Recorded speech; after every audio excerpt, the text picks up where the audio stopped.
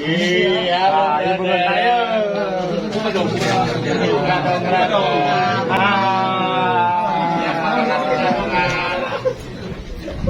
Ya depan terus, depan terus.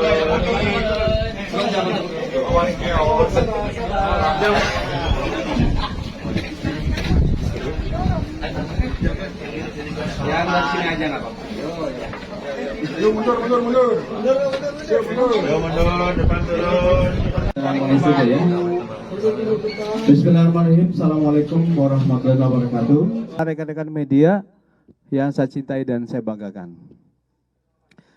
Pada hari ini, Rabu tanggal 9 April, bertempat di Direktorat Kriminal Umum Polda Jabar, kami melaksanakan siaran pers tentang ungkap kasus tindak pidana pelecehan seksual. Direktorat Kriminal Umum telah bertindak dengan cepat dengan melakukan penyelidikan dan penyidikan kurang lebih dari 20 hari sehingga telah berhasil menetapkan tersangka pelecehan seksual. Jadi ini siaran pers ini merupakan salah satu counter bahwa isu negatif yang beredar bahwa tidak pidana ini tersangkanya tidak ditahan itu tidak terbukti dan tidak benar. Dan apabila ada konten maupun juga media yang menyampaikan itu bahwa itu saya pastikan tidak benar atau hoax.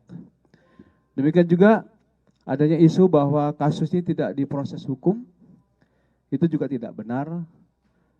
Dan apabila ada konten di medsos maupun di media apapun, itu saya nyatakan tidak benar dan hoax.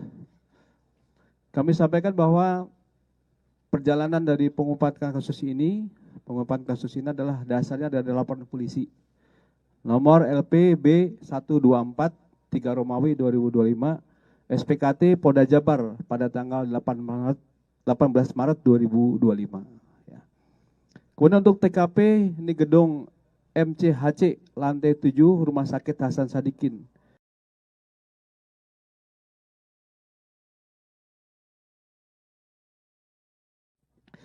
Kami sampaikan bahwa untuk modus operandi dari tersangka PAP adalah dokter pelajar dari salah satu universitas di Kabupaten Sumedang yang sedang mengambil spesialis anestesi di Rumah Sakit Hasan Sadikin. Modus tersangka PAP yaitu melakukan pengecekan darah terhadap keluarga pasien yang mana korban merupakan anak dari salah satu pasien yang dirawat di Rumah Sakit Hasan Sadikin. Tersangka PAP meminta korban FH untuk diambil darah dan membawa korban dari ruang IGD ke gedung MCHC lantai 7 Rumah Sakit Hasan Sadikin. Inilah TKP yang terjadi dan akibat dari dugaan tidak pidana kekerasan seksual, korban FH merasakan sakit di bagian tertentu. Uraian singkat kejadian pada tanggal 18 Maret tahun 2025 sekitar pukul 01 WIB, tersangka meminta korban untuk diambil darah dan membawa korban dari ruang IGD ke gedung MCHC lantai 7 pada pukul 01 WIB. Jadi jam 1 dini hari ini. Dan meminta korban untuk tidak ditemani oleh adiknya. Dan setelah sampai di ruang nomor 711, tersangka meminta korban untuk mengganti pakaian dengan baju operasi warna hijau dan meminta korban untuk melepas baju dan celananya. Tersangka memasukkan jarum ke bagian tangan kiri dan tangan korban kurang lebih 15 kali. Percobaan kemudian menghubungkan jarum tersebut ke selang infus. Setelah itu tersangka menyuntikkan cairan bening ke selang infus tersebut dan beberapa menit kemudian korban merasakan pusing lalu tidak sadarkan diri. Setelah tersadar, korban diminta untuk berganti pakaian kembali dan diantar sampai lantai 1 di gedung MCHC. Setelah sampai ruang IGD, korban baru sadar bahwa pada saat itu sudah pukul 04.00 WIB. Lalu korban bercerita kepada ibunya bahwa tersangka mengambil darah dengan 15 kali percobaan dan memasukkan cairan bening ke dalam selang infus yang membuat korban tidak sadarkan diri. Kemudian saat korban buang air kecil, korban merasakan perih di bagian tertentu yang terkena air.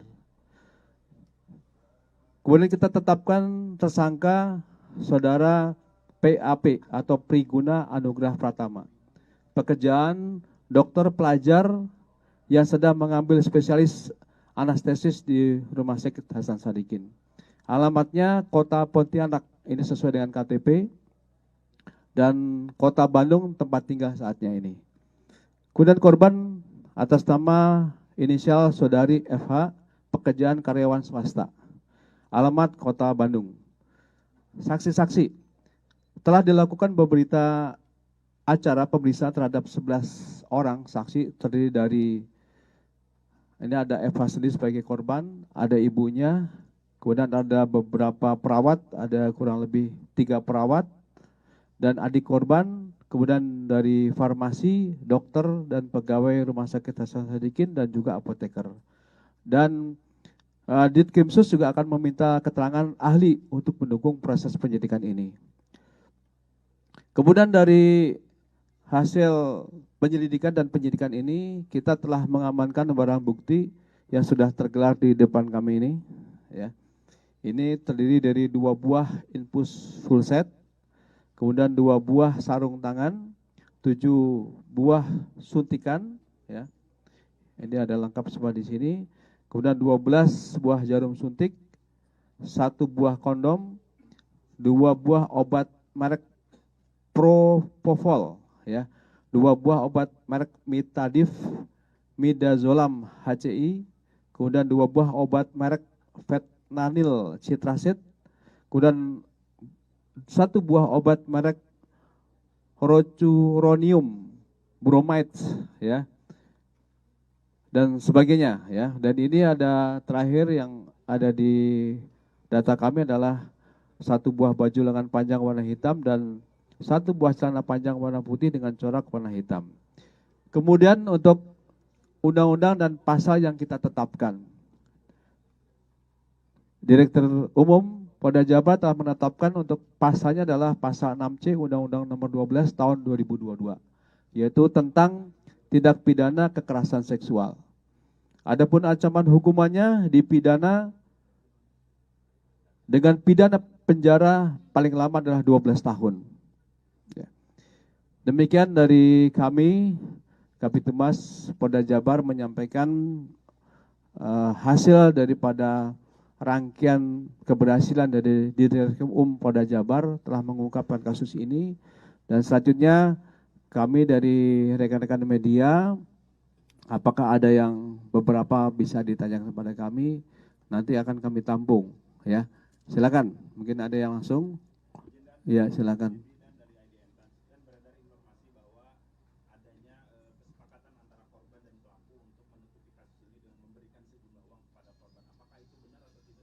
Baik, ya 1 kita tampung dulu, ya Teh.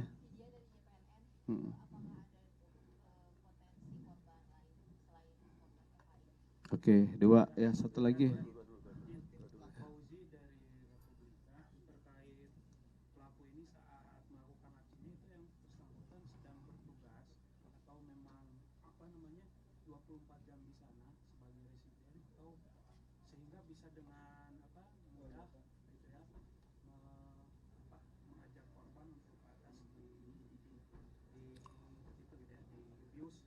Baik, ya.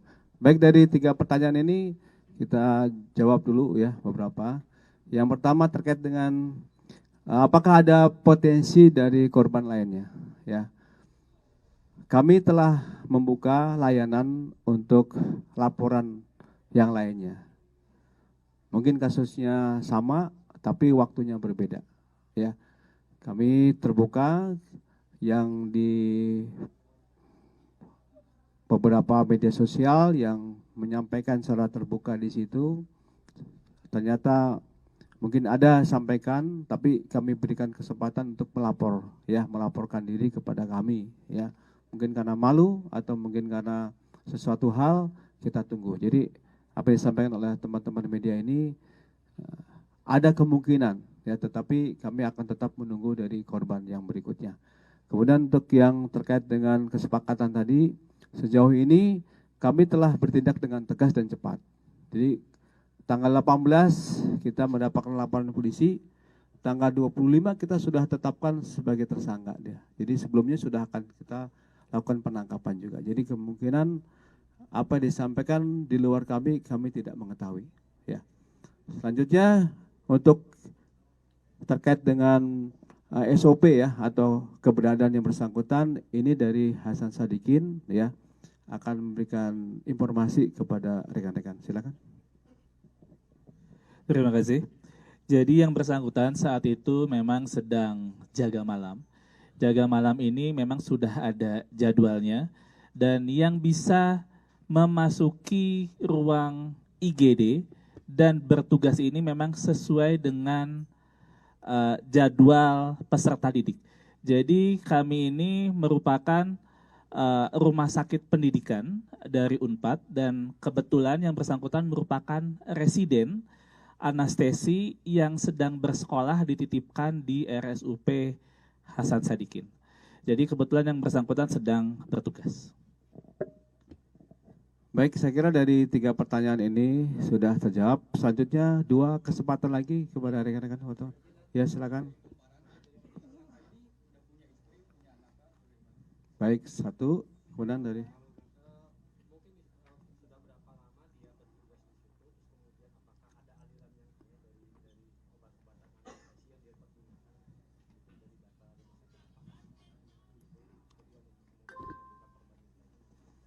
baik, dari 2 pertanyaan ini ya, nanti terakhir sesi terakhir ya, kami sampaikan bahwa yang bersangkutan memang telah berkeluarga.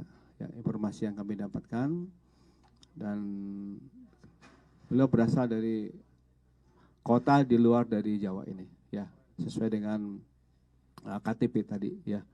Kemudian yang bersangkutan nanti ini dari rumah sakit akan bisa menjawab.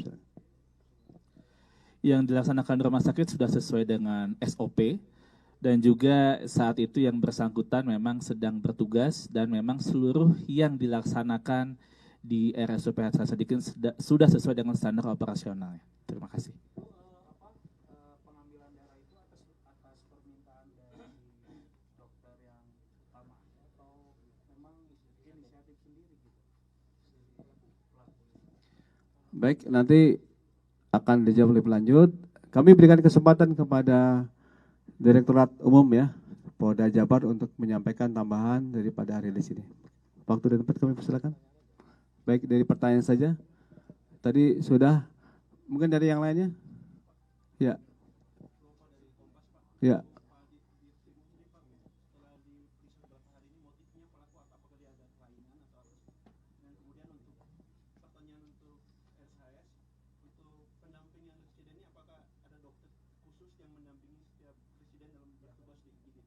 Satu lagi, Kang? Udah, sama. Baik, silakan. Jadi terima kasih rekan-rekan. Dari pemeriksaan beberapa hari ini memang kecenderungan pelaku ini mengalami sedikit kelainan dari segi seksual ya. Jadi begitu juga dengan hasil pemeriksaan dari pelaku ini nanti kita akan perkuat dengan pemeriksaan dari psikologi forensik, ahli psikologi maupun psikologi forensik nanti untuk tambahan pemeriksaan sehingga kita menguatkan adanya kecenderungan kelainan dari perilaku seksual pelaku. Gitu. Untuk berikutnya silakan Pak. Jadi di sana itu pada saat jaga itu sebetulnya ada yang pasti ada DPJP, dokter penanggung jawab pasiennya, dan memang ini sudah sesuai dengan SOP dan juga sesuai dengan yang dilaksanakan di rumah sakit. Tetapi mungkin juga dari terduga ini memang melaksanakan di luar SOP itu. Terima kasih. Baik, apakah cukup dari teman-teman? 1, Kompas, dari, silakan. Setelah itu baru Teteh. Ya, silakan. Ada?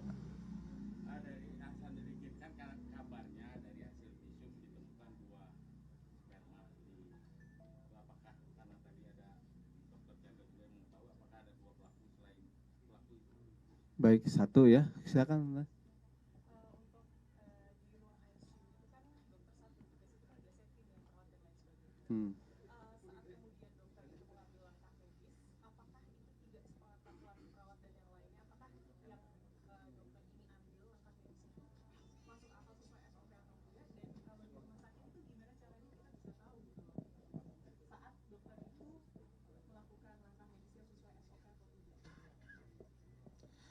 Jadi di rumah sakit itu dokter ini merupakan ada tadi yang saya jelaskan menjadi dokter peserta didik dari Universitas Pajajaran yang sedang mengambil sekolah spesialis di kami.